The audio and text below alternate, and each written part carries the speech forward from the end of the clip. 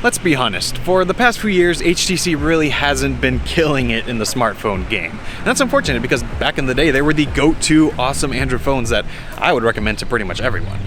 But maybe that'll change. We're here in San Francisco. HTC invited us out because they're working on something new. So let's go check it out, and hopefully that opinion can change. So here we have it. It's the HTC U12 Plus. This is the next iteration in the U line, and from the few minutes we got to spend with it, it seems like a solid upgrade from last year. It's not any smaller in size, but it's just overall less chunky and less clunky. It looks much more like a phone from 2018.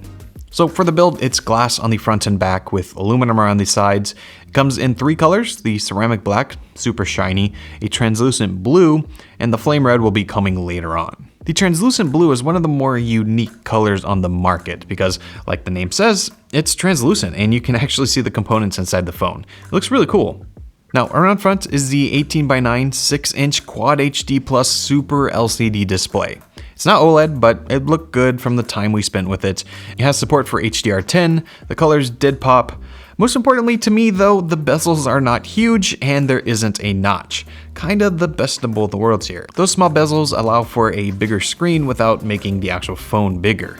The screen should be great for consuming content, and now there's dual BoomSound speakers, one on the front and one on the bottom. Nice to see that here.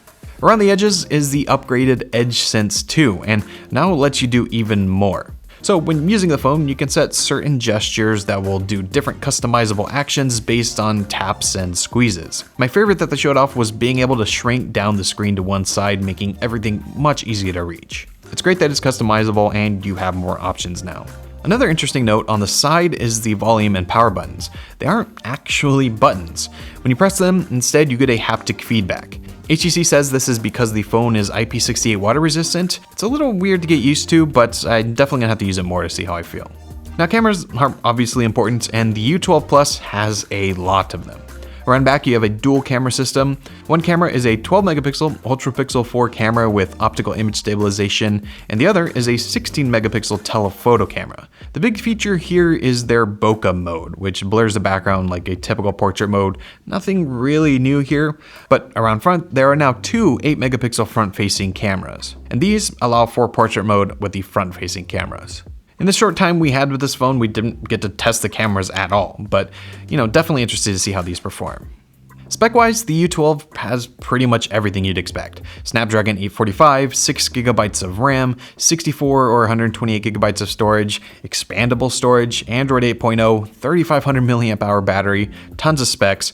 The only thing it doesn't seem to have is wireless charging, but it does support fast charging with Quick Charge 4, so there's that. As for availability, you can pre-order starting today for $799 US for 64GB or $849 for 128. So that is the HTC U12 Plus. From initial impressions, it seems like a solid phone that is feature heavy, and I think it's an intriguing design.